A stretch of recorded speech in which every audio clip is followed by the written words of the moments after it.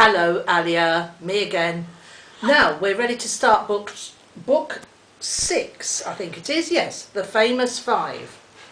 And it's called Five on Kirrin Island Again.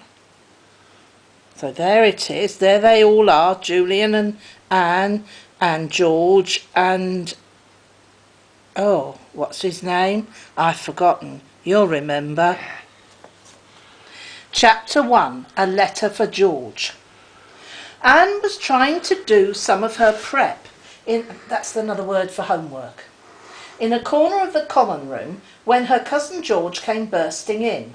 George was not a boy, she was a girl called Georgina, but because she had always wanted to be a boy, she insisted on being called George, so George she was.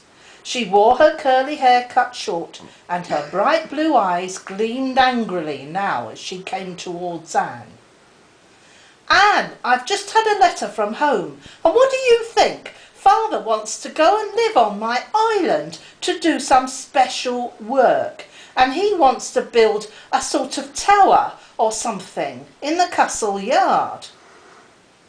The other girls looked up in amusement, and Anne held out her hand for the letter that George was waving at her.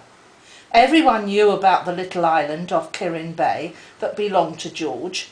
Kirrin Island was a tiny place with an old ruined castle in the middle of it, the home of rabbits and gulls and jackdaws.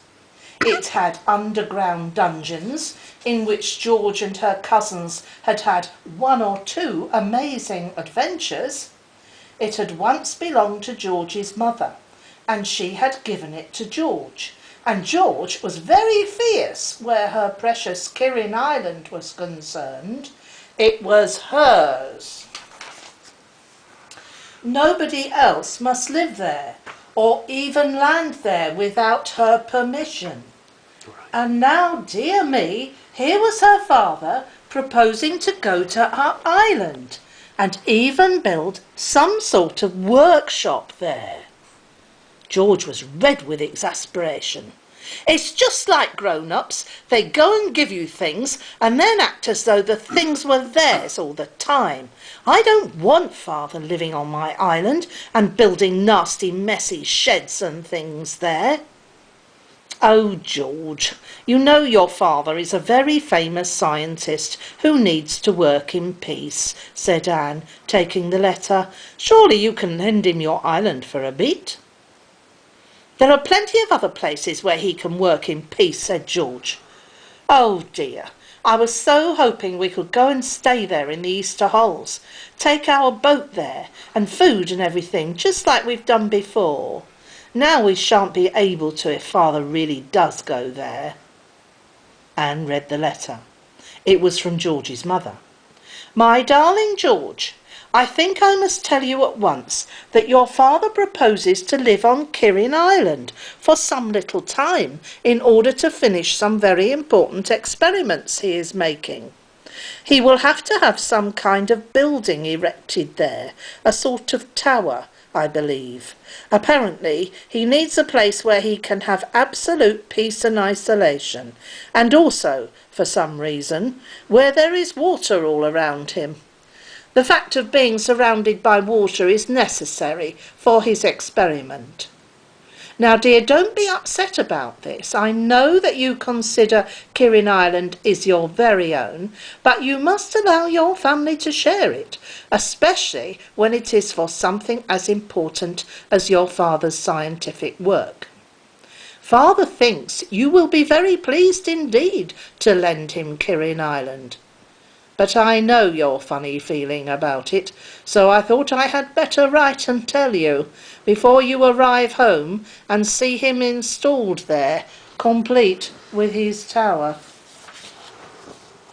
The letter then went on about other things, but Anne did not bother to read these. She looked at George. Oh, George, I don't see why you mind your father borrowing Kirrin Island for a bit. I wouldn't mind my father borrowing an island from me, if I was lucky enough to have one. Your father would talk to you about it first, and ask your permission and see if you mind it," said George sulkily. "My father never does anything like that. He just does exactly as he likes without asking anybody anything. I really do think he might have written to me himself. He just puts my back up." "You've got a back that is very easily put up, George," said Anne, laughing. "Don't scowl at me like that. I'm not borrowing your island without your gracious permission." But George wouldn't smile back. She took her letter and read it again gloomily. "To think that all my lovely holiday plans are spoilt," she said. "You know how super Kirrin Island is at Easter time, all primroses and gorse and baby rabbits. And you and Julian and Dick were coming to stay, and we haven't stayed together since last summer when we went caravanning." "I know, it is hard luck," said Anne. "It would have been wizard to go and stay on the island these holes, but perhaps your father wouldn't mind if we did. We needn't disturb him." "As if living on Kirrin Island with father there would be the same as living there all by ourselves," said George scornfully. "You know it would be horrid." Well, yes, Anne didn't think, on the whole, that Kirrin Island would be much fun with Uncle Quentin there. George's father was such a hot-tempered, impatient man, and when he was in the middle of one of his experiments, he was quite unbearable. The least noise upset him. "Oh dear, how he will yell at the jackdaws for keeping quiet and shout at the noisy gulls," said Anne, beginning to giggle. "He won't find Kirrin quite so peaceful as he imagines." George gave a watery sort of smile. She folded up the letter and turned away. "Well, I think it's just the limit," she said. "I wouldn't have felt so bad if only father had asked my permission." "He'd never do that," said Anne. "It just wouldn't occur to him. Now, George, don't spend the rest of the day brooding over your wrongs, for goodness sake. Go down to the kennels and fetch Timmy. He'll soon cheer you up." Timmy was George's dog, whom she loved with all her heart. He was a big scruffy brown mongrel dog with a ridiculously long tail and a wide mouth that really seemed to smile. All the 4 cousins loved him. He was so friendly and loving, so lively and amusing, and he had shared so very many adventures with them all. The 5 of them had had many happy times together. George went to get Timmy. Her school allowed children to keep their own pets. If it hadn't allowed this, it is quite certain that George would not have gone to a boarding school. She could not bear to be parted from Timmy for even a day. Timmy began to bark excitedly as soon as she came near. George lost her sulky look and smiled. Dear Timmy, dear trustable Timmy, he was better than any person. He was always on her side, always her friend, whatever she did, and to Timmy there was no one in the world so wonderful as George. They were soon going through the fields together, and George talked to Timmy as she always did. She told him about her father borrowing Kirrin Island. Timmy agreed with every word she said. He listened as if he understood everything, and not even when a rabbit shot across his path did he leave his mistress's side. Timmy always knew when George was upset. He gave her hand a few licks every now and again. By the time George was back at school again, she felt much better. She took Timmy into school with her, smuggling him in at the side door. Dogs were not allowed in the school building, but George, like her father, often did exactly as she liked. She hurried Timmy up to her dormitory. He scuttled under her bed as quickly and lay down. His tail thumped the floor gently. He knew what this meant. George wanted comfort of his nearness that night. He would be able to jump on her bed when lights were out and snuggle into the crook of her knees. His brown eyes gleamed with delight. "Now lie quiet," said George, and went out of the room to join the other girls.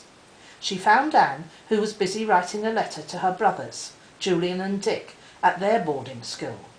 "I've told them about Kirrin Island and your father wanting to borrow it," she said. "Would you like to come and stay with us, George, these holes, instead of us coming to Kirrin?